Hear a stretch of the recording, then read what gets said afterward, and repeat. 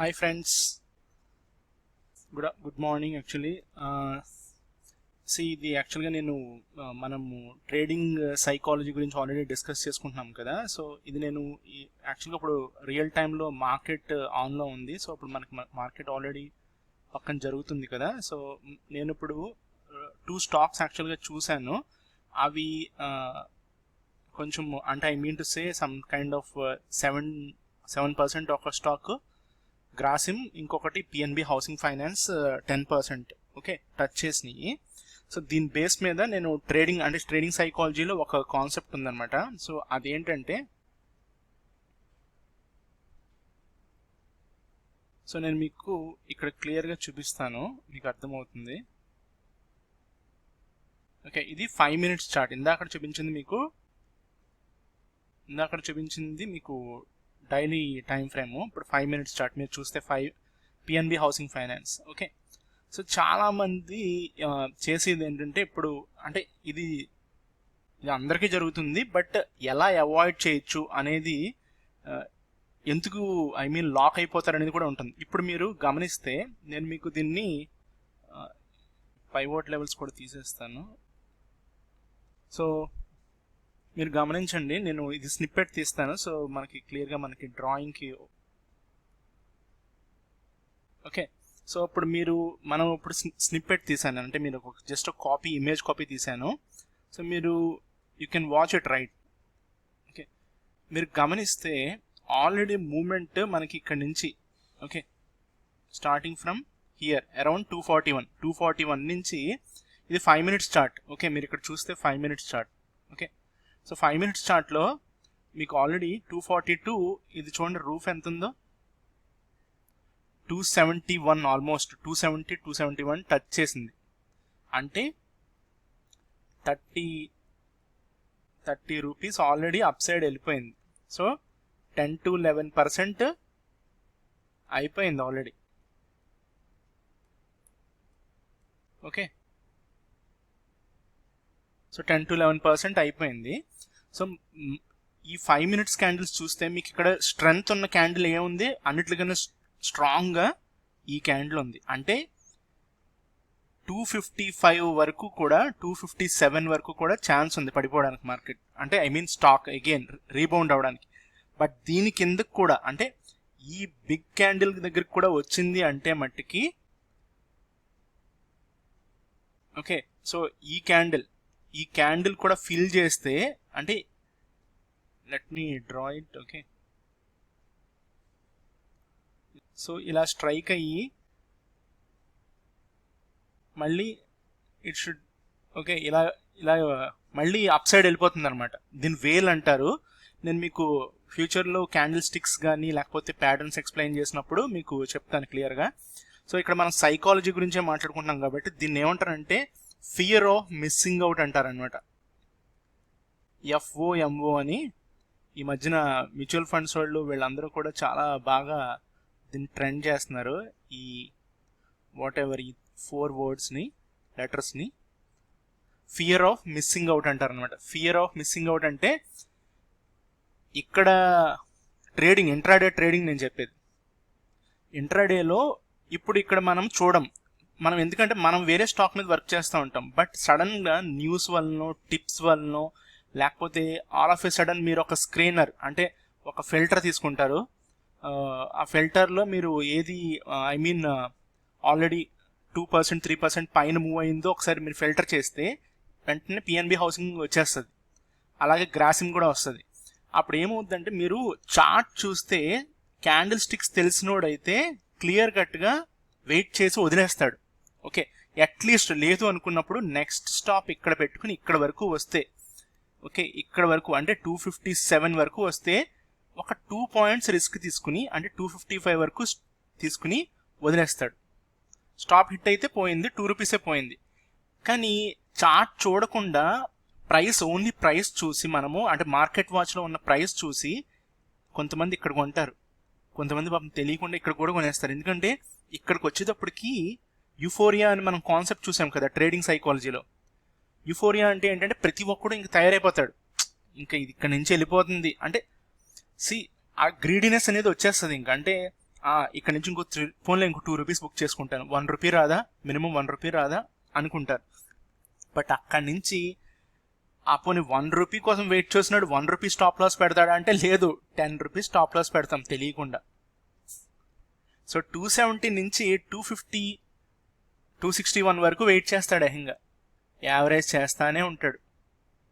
చివరి ఆఖరికి రీబౌండ్ అయ్యి పొజిషన్కి వచ్చేటప్పటికి వాడి దగ్గర ఆ లాస్ బేర్ చేయలేడు అనమాట. అంటే ఫర్ ఎగ్జాంపుల్ ఒక పర్సన్ 2000 లాస్ తీసుకుంటాడు అనుకోండి రోజుకి, ఓకే, అక్కడికి ఆల్రెడీ 5000 లాస్ వచ్చేస్తుంది.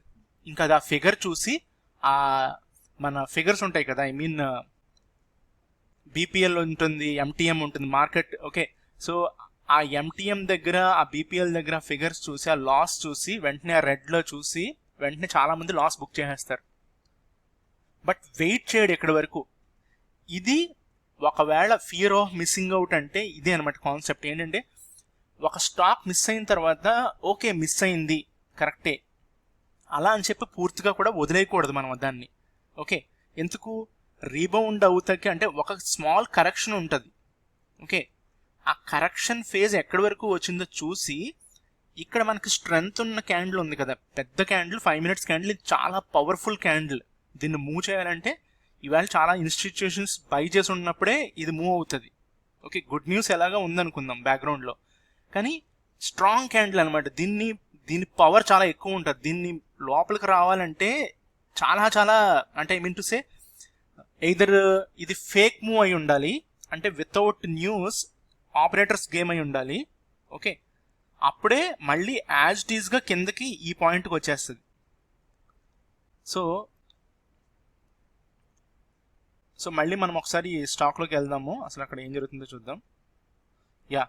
ఇప్పుడు ఇక్కడ చూస్తే మనం అసలు 5 minutesలో ఏమైనా మూవ్ అయిందా మీకు, ఇది లైవ్లో ఉన్నాం మనం ఇప్పుడు, ఓకే. ఇందాకది స్నిప్పెట్, ఇప్పుడు లైవ్లో ఉందాం. మీరు ఇక్కడ చూడండి 264.25, okay. So as of now ఇది ఏం చేస్తుందంటే కరెక్షన్ తీసుకుంటున్నాడు, కింద వరకు ఎంతవరకు వస్తాడనేది మనకి ఐడియా లేదు. సో మార్కెట్ని మనము స్పెక్యులేట్ చేయొద్దు, మార్కెట్ని ఫాలో అవడానికే ట్రై చేయడం బెటర్. సో ఈ కాన్సెప్ట్ నేను మీకు ఎందుకు చెప్తున్నానంటే, ఓకే, సో బేసిక్ ఈ కాన్సెప్ట్ మీకు ఎందుకు చెప్తున్నానంటే మనం ఏదైనా స్టాక్ మనకి లైమ్ లైట్లోకి ఆల్ ఆఫ్ ఎ సడన్ వచ్చింది అనుకుందాం. ఫర్ ఎగ్జాంపుల్ ఏదైనా సరే, ఎల్ఐసి హౌసింగ్ ఫైనాన్స్ కావచ్చు, ఇన్ఫోసిస్ కావచ్చు, టీసీఎస్ కావచ్చు, రిలయన్స్ కావచ్చు, ఓకే, టైటన్ కావచ్చు, లేకపోతే అరబిందో ఫార్మా అవ్వచ్చు, సన్ ఫార్మా అవ్వచ్చు, ఓకే. ఇలాంటి స్టాక్స్ ఎప్పుడన్నా మనకి మైండ్లోకి మనం ఆల్రెడీ ఇంకొక దాని మీద ట్రేడ్ చేస్తున్నప్పుడు వస్తే ఆల్రెడీ అది ఎంత పర్సంటేజ్ మూవ్ అయిందనేది ఒక్కసారి మీరు చూడండి, అది చార్ట్లోనే తెలుస్తుంది మనకి. సో చార్ట్లో అది మీరు లైన్ చార్ట్ అవ్వచ్చు, క్యాండిల్ స్టిక్ అవ్వచ్చు, రెంకో అవ్వచ్చు, హైకనాషి అవ్వచ్చు, ఏ చార్ట్ అన్నా ఆ చార్ట్లో చూసిన తర్వాత ఆ మూమెంట్ చూడండి, ఓకే. అది వెర్టికల్గా కనుక మూవ్ అయితే ఆబ్వియస్గా కరెక్షన్ ఉంటుంది అనమాట, ఓకే. అది ఒక స్మాల్ కరెక్షన్. ఇది స్ట్రాంగ్ మూవ్ అయితే మినిమం 25% కరెక్షన్ ఉంటుంది, 50% వరకు మోస్ట్లీ అవ్వదు. అయ్యిందంటే బెస్ట్ ఆపర్చునిటీ ఇంక ఇది ఏది మళ్ళీ బయ్యింగ్కి. ఆ రోజు అది ఫేక్ మూవ్ కాకపోతే, అంటే ఆపరేటర్స్ మూవ్ కాకుండా జెన్యూన్ స్టాక్ గుడ్ న్యూస్ వల్ల మూవ్ అయిందైతే అది 50% వరకు రీట్రేస్ అయినప్పుడు ఇంకా ఫియర్ ఆఫ్ మిస్సింగ్ అవుట్, అంటే మనం ఆ స్టాక్ ముందు చూడలేదు బట్ తర్వాత చూసిన తర్వాత మనం అనాలిసిస్ చేసుకుని రెడీగా ఉన్నాం ఎక్కడ 50% దగ్గర. అక్కడ వరకు కనుక ఈ ప్రైస్ కనుక ఇప్పుడు అనుకున్నది మనం ఇందాక చెప్తాం కదా 257, 255, ఆ 257 వరకు వస్తే మళ్ళీ మనము ఆ ₹2 రిస్క్ చేస్తాం మళ్ళీ, అంటే స్టాప్ లాస్ కంపల్సరీ. ఎందుకు, మనకి ఇది ఆపరేటర్ గేమో లేకపోతే జెన్యూన్గా స్టాక్ గుడ్ న్యూస్ వల్ల మూవ్ అయిందో మనకు అనవసరం. అందు గురించి మనం ఆ రిస్క్ ఉంటుంది కాబట్టి ఆ ₹2 తీసుకుని అయితే స్టాప్ లాస్ హిట్ అవుతుంది. లేదు మనం ఎక్కడ స్టాప్ లాస్ పెడుతున్నాం, స్ట్రాంగెస్ట్ క్యాండిల్ దగ్గర పెడుతున్నాం. సో అవ్వకపోతే నీకు ఎన్ని రూపాయలు వచ్చినాయి పైకి, మళ్ళీ ఇంకో ₹15 వచ్చింది, నువ్వు టాప్లో బుక్ చేసేసుకో. రీసెంట్ హై ఎక్కడ ఉంది 271, అక్కడ బుక్ చేసేయండి. లేదు ఇప్పుడు నాలాంటి వాళ్ళు అయితే ఏం చేస్తారంటే 271 దగ్గర ఒకవేళ వెళ్తే పైకి నేను 75% బుక్ చేసేసి 25% వదిలేస్తాను. ఎందుకంటే ఇక్కడ అందరూ స్టాప్ లాస్లు పెట్టి కూర్చుంటారు, షార్ట్లు చేసిన వాళ్ళందరూ. వాళ్ళ స్టాప్ లాస్లు తీసేయడం కోసం అన్నా ఇక్కడ బ్రేక్అవుట్ అయ్యి ఇంకొంచెం పైకి వెళ్తుంది, అంటే 275 276కి వెళ్తుంది. ఓకే, ఇదొక second kind of plan B అనమాట. సో ఇది ట్రేడింగ్లో సైకాలజీలో ఒక కాన్సెప్ట్ ఫోమో అనేది. సో ఇప్పుడు చాలామంది ఏదన్నా ఒక స్టాక్లో ఇరుక్కుపోతున్నారంటే దీనివల్లనే కారణం. ఎందుకంటే ఇప్పుడు నేను తీసుకోకపోతే ఏంటి పరిస్థితి, ఇప్పుడు నేను తీసుకోకపోతే ఏంటి పరిస్థితి అనేది. సో నేను గ్రాసిమ్ కూడా చూపిస్తాను ఒకసారి మీకు. ఓకే, ఇప్పుడు మీరు ఇది చూడండి, ఈ చార్ట్ చూడండి ఒకసారి, ఈ చార్ట్ చూడండి. ఇది గ్రాసిమ్. ఓకే, మీకు క్లియర్గా లెఫ్ట్ సైడ్ టాప్ కార్నర్లో మీకు కనపడుతుంది కదా గ్రాసిమ్. ఇది క్యాష్, రెండు నేను మీకు చూపించిన క్యాష్ స్టాక్సే. ఓకే, సో ఇక్కడ ఇది కూడా 5 minutes 30 days టైం ఫ్రేమ్లో ఉన్నాను.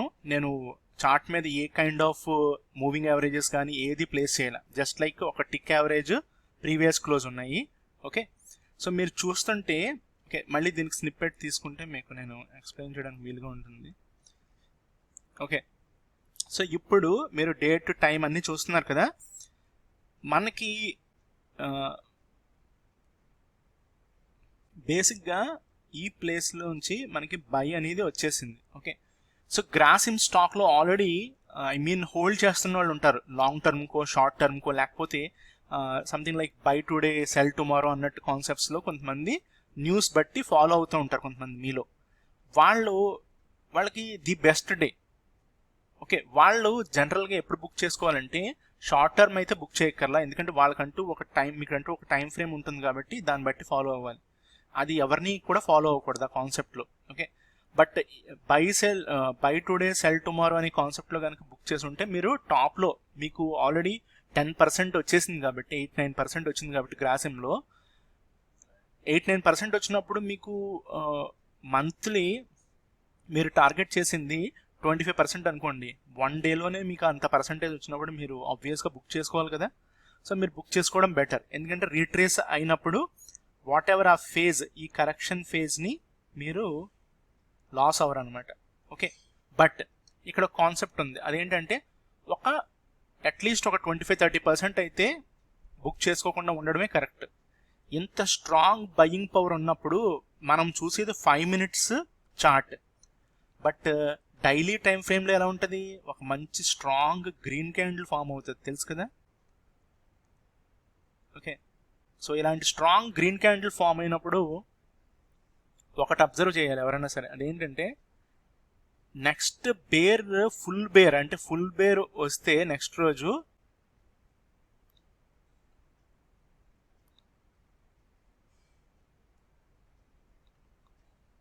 సో నెక్స్ట్ బేర్ క్యాండిల్ వస్తే అప్పుడు ప్రాబ్లం కానీ, లేకపోతే ఇంత స్ట్రాంగ్ గ్రీన్ క్యాండిల్ ఈవేళ ఫామ్ అయినట్టు లెక్క. ఓకే, ఈవేళ క్లోజింగ్ బట్టి ఉంటుంది, ఇంకా క్లోజింగ్ చాలా టైం ఉంది, ఆల్మోస్ట్ ఒక 4 hours ఉన్నట్టుంది. సో ఈ టైంలో ఏదైనా జరగచ్చు కదా మార్కెట్లో. సో అలాంటి వాళ్ళు ఎప్పుడైనా సరే టోటల్గా బుక్ చేసుకోవడం కన్నా ఒక 30% వదిలేయడం బెటర్ అనమాట. ఎందుకంటే నెక్స్ట్ రోజు కూడా గ్రీన్ క్యాండిల్ ఫామ్ అయింది అనుకోండి, so you'll get some more 10 rupees or 15 rupees. Okay, so అందు గురించి మొత్తం బుక్ చేయడం కూడా ఇట్స్ ఏ బ్యాడ్ థింగ్, అంటే అది కరెక్ట్ కాదు మార్కెట్లో. సో ఇప్పుడు నెక్స్ట్ మన ఇందుట్లోకి వస్తే, సో ఈ ఫియర్ ఆఫ్ మిస్సింగ్ అవుట్ అనే కాన్సెప్ట్ నేను కంప్లీట్ చేసేస్తాను. సో ఇప్పుడు మీరు ఫైనల్గా అర్థం చేసుకోవాల్సింది ఏంటంటే, ఏదన్నా మూవ్ వెర్టికల్గా చూసినప్పుడు, ఓకే ఏదన్నా మూవ్ మీరు వెర్టికల్గా ఇలా చూసినప్పుడు మీరు ఫస్ట్ స్టార్టింగ్ ఇక్కడ కనుక మీరు ప్రైస్ యాక్షన్ చూసి బై చేసినట్టయితే ఓకే, వెల్ అండ్ గుడ్, మీకు మంచి 5 rupees 10 rupees వస్తాయి, బాగానే ఉంటుంది. ఓకే, అండ్ అది కూడా మీరు బుక్ చేసుకోకపోతే. అదే కనుక మీరు ఇక్కడ కొన్నా లేకపోతే ఇప్పుడు ఇంకా ఫాల్ స్టార్ట్ అవుతుంది, అంటే కొంచెం కరెక్షన్ స్టార్ట్ అవుతుంది, అప్పుడు కొన్నా కూడా, అంటే మనం ఆల్రెడీ లేట్ అయిపోయాం కదా, ఈ పర్సంటేజ్ అంతా మిస్ అయిపోయాం, ఆల్రెడీ 8-9% మిస్ అయ్యాం. సో 8-9% మిస్ అయినప్పుడు మన రిస్క్ ఎంత ఉంటుంది, మన రిస్క్ అంతా ఇదంతా రిస్కే, అట్లీస్ట్ 50% ఇది రిస్క్. సో 50% రిస్క్ ఉన్నప్పుడు మనం అసలు ఆ ఎంట్రీ తీసుకోవాలా అంటే ఇంత రిస్క్ ఉంది మనకి. అట్లీస్ట్ ఇక్కడ కొంచెం స్ట్రాంగెస్ట్ సపోర్ట్ ఇది ఇక్కడ వరకు ఉంది, అంటే 658. ఇవాళ 658 దాకా వచ్చే ఛాన్స్ ఉంది. వాడు రావడం కూడా గ్రాసిమ్ కానీ పిఎన్బి హౌసింగ్ ఫైనాన్స్ కానీ వాళ్ళు స్లోగానే వస్తారు స్టార్టింగ్, ఓకే, బట్ స్ట్రైక్ కొడతారనమాట. అంటే ఒక సింపుల్ రెడ్ బార్ వేస్తారు కిందకి, అంత మాత్రాన మార్కెట్ అదే స్టాక్ ప్రైస్ కిందకు వచ్చేది.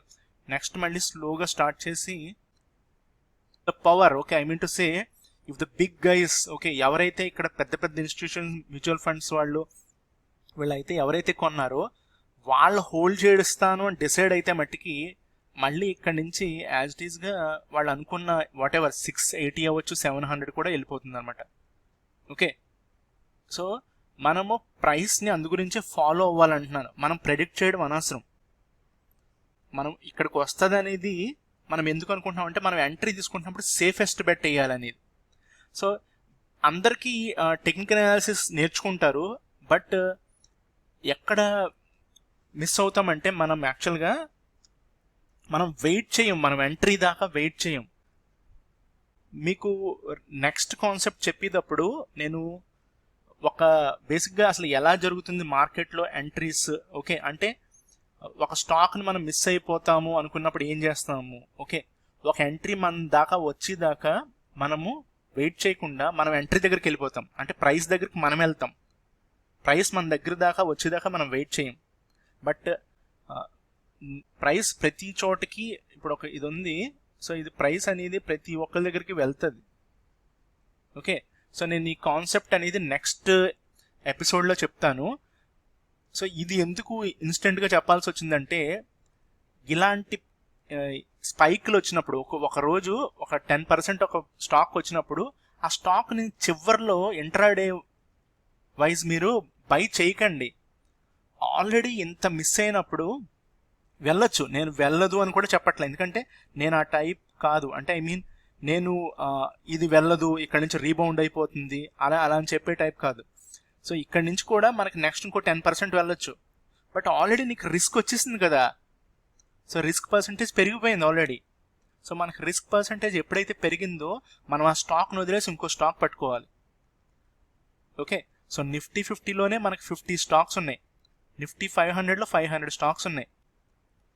ఇవి కాకుండా బ్యాంక్ నిఫ్టీ స్టాక్స్ ఉన్నాయి, మెటల్స్ ఉన్నాయి, ఆటో ఉన్నది.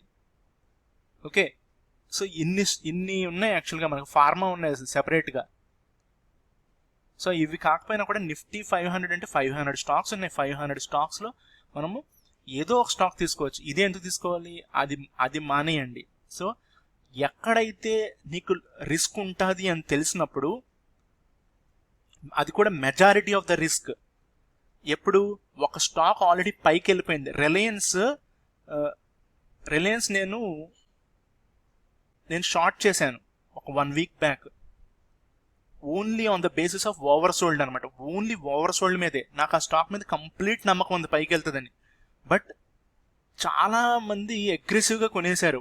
టాప్లో 1800 అప్పుడు కొనలా, 1400 అప్పుడు కొనలా, 2000 అప్పుడు బీభత్సంగా కొన్నారు. ఎవరు? రీటైల్ ట్రేడర్స్, రీటైల్ ఇన్వెస్టర్స్ కూడా. సో టాప్లో కొన్నప్పుడు అది బ్లూ చిప్ స్టాకే, నెంబర్ 1 స్టాకే. బట్ కరెక్షన్ అనేది ఇమినెంట్ కదా. ఎందుకు? ఆ ప్రైస్లో ఎప్పుడైతే నెంబర్ ఆఫ్ బయ్యర్స్ పెరుగుతారో అక్కడ సెల్లర్స్ కావాలి కదా. ఎవరు వస్తారు సెల్లర్స్ కింద? ఇన్స్టిట్యూషన్స్ వస్తాయి. అంటే ఎవరైతే కింద 1400, 1300 అప్పుడు కొన్నారో వాళ్ళు ఎర్న్ చేసిన పర్సంటేజ్ ఉంటుంది. ఆ పర్సంటేజ్ వన్స్ ఎర్న్ చేసేసిన తర్వాత వాళ్ళకి మంత్లీ టార్గెట్స్ ఉంటాయి, అయితే క్వార్టర్లీ టార్గెట్స్ ఉంటాయి. ఆ క్వార్టర్లీ టార్గెట్ రిలయన్స్లో అచీవ్ చేసినప్పుడు వాళ్ళ స్టాక్ని మళ్ళీ కిందకు వచ్చినప్పుడే కొంటారు. ఈవెన్ దో వాళ్ళకి తెలిసిన రిలయన్స్ స్టాక్ 2000 నుంచి 3000 నెక్స్ట్ 6 monthsలో వెళ్తుందని తెలిసినా కూడా కొనరు. ఎందుకంటే వాళ్ళకి స్పెసిఫిక్ టార్గెట్స్ ఉంటాయి కాబట్టి, మనలా కాదు. సో అందు గురించి నేనేం చేశానంటే నేను ఓవర్ బాట్ చూసుకున్నా. బట్ నేను నాలాంటి వాడు ఎక్కువసేపు హోల్డ్ చేయడు కాబట్టి నేను ఇన్స్టెంట్గా ఒక 60-70 రూపీస్కి నేను బుక్ చేసేసాను. కానీ వాళ్ళు అలా కాదు, వాళ్ళకి లెవెల్ ఉంటుంది. ఇప్పుడు 1800 దాకా వెయిట్ చేయొచ్చు, 1850 దాకా కూడా వెయిట్ చేయొచ్చు వాళ్ళు. వాళ్ళు మళ్ళీ అక్కడి నుంచి బయింగ్ స్టార్ట్ చేస్తారనమాట, ఎప్పుడు టార్గెట్ 3000 కోసం. సో ఆ ఫియర్ ఆఫ్ మిస్సింగ్ అవుట్ అనే కాన్సెప్ట్ మైండ్లో మీరు రన్ చేసుకుంటే ఇంట్రాడేలో మీరు చాలా మట్టికి అవాయిడ్ చేయగలుగుతారు. ఎందుకంటే ఆల్రెడీ ఒక మూమెంట్ వచ్చేసిన తర్వాత మనము ఆ స్టాక్లోకి వెళ్ళి ఏం చేద్దామని అసలు, అంటే టైం పాస్ చేద్దామనా, లేకపోతే మనీ లూజ్ అవుదామనా, లేకపోతే గ్యాంబ్లింగ్ చేద్దామన్నా, ఇక్కడి నుంచి ఇక్కడికి వెళ్తుంది ఇలాగా అని చెప్పి ఈ రిస్క్ తీసుకుంటా ఒక పక్కన భయపడతా. అసలు ఫస్ట్ థింగ్, ఒక ట్రేడ్ తీసుకున్నప్పుడు ఫియర్ ఉండకూడదు, గ్రీడ్ ఉండకూడదు, హోప్ ఉండకూడదు, అలాగే తీసుకున్న తర్వాత ఫెయిల్ అయినా కూడా రిగ్రెట్ ఉండకూడదు. ఈ 4 ఎప్పుడైతే ఒక ట్రేడర్కి ఉండవో at some point of time మనమందరం కూడా ప్రొఫెషనల్ ట్రేడర్స్ అవుతాం. ఓకే, కానీ ఆ డిసిప్లిన్ రావడం అనేది చెప్పినంత ఈజీ కాదు. దానికి అట్లీస్ట్ కన్సిస్టెన్సీగా మనము చేసిందే చేయడం, ఎక్కడ మిస్టేక్ చేసామనేది క్లియర్ కట్గా రాసుకోవడం, అది 10 times మిస్టేక్ చేసిన తర్వాత 11th టైం చేయకుండా మనం ఏం చేయాలనేది ఆలోచించడం. సో మిస్టేక్ బై మిస్టేక్ మనము రికవర్ చేసుకున్నప్పుడు ఒక సర్టెన్ పీరియడ్ వచ్చిన తర్వాత మన దగ్గర మిస్టేక్స్ అనేవి ఇదివరకు ఒక 100 మిస్టేక్స్ ఉంటే అవి ఎప్పుడైతే ఒక 30-35 వరకు గనక మనము మినిమైజ్ చేసుకుంటామో 65 మిస్టేక్స్ మనము రికవర్ చేసినట్టు. అంటే ఈ 65% మనం ప్రాఫిట్లో ఉన్నట్టు మార్కెట్లో. ఎప్పటికీ ఈ మిస్టేక్స్ అనేది 0 అవ్వదు, అయితే మార్కెట్ ఉండదు అక్కడ. సో మనతో మిస్టేక్స్ చేయిస్తారు, అంటే మన మైండ్లో కూర్చుని వాడు డ్యాన్స్ చేస్తూ ఉంటాడు, ఎవడు? మార్కెట్. సో మనము మంకీ జంపులు చేయకుండా మనము ఒకే పద్ధతిలో ఫాలో అవ్వాలంటే మనకు డిసిప్లిన్ కావాలి. ఓకే గైస్, సో ఈ కాన్సెప్ట్ నేను ఫోమో అనేది ఎక్స్ప్లెయిన్ చేయాలనుకున్నాను. నెక్స్ట్ టైం ఇంకొక కాన్సెప్ట్తో, ట్రేడింగ్ సైకాలజీలో ఇంకొక ఎపిసోడ్తో వస్తాను. అండ్ న్యూ ప్లేలిస్ట్ ఆన్ అదే ట్రేడింగ్ కోర్స్కి సంబంధించి టెక్నికల్ అనాలిసిస్, నేను స్టెప్ బై స్టెప్ ప్రతి కాన్సెప్ట్ కూడా ఒక ప్లేలిస్ట్లో క్లియర్ కట్గా ఎక్స్ప్లెనేషన్స్ ఉంటాయి. అంటే ఒక ఇండికేటర్ తీసుకోవడం, దాని గురించి ఎక్స్ప్లెయిన్ చేయడం, క్యాండిల్ స్టిక్స్ తీసుకోవడం, క్యాండిల్ స్టిక్స్ గురించి ఎక్స్ప్లెయిన్ చేయడం, లేకపోతే మూవింగ్ యావరేజెస్ గురించి తీసుకోవడం, వాటి గురించి ఎక్స్ప్లెయిన్ చేయడం. ఓకే, సో అలాగా డిఫరెంట్ కాన్సెప్ట్స్ ఉన్నాయి కదా, అవన్నీ ఒక కోర్స్ కింద ఒక ప్లేలిస్ట్లో నేను అప్లోడ్ చేస్తాను. Okay guys, thank you. Stay safe, stay home guys.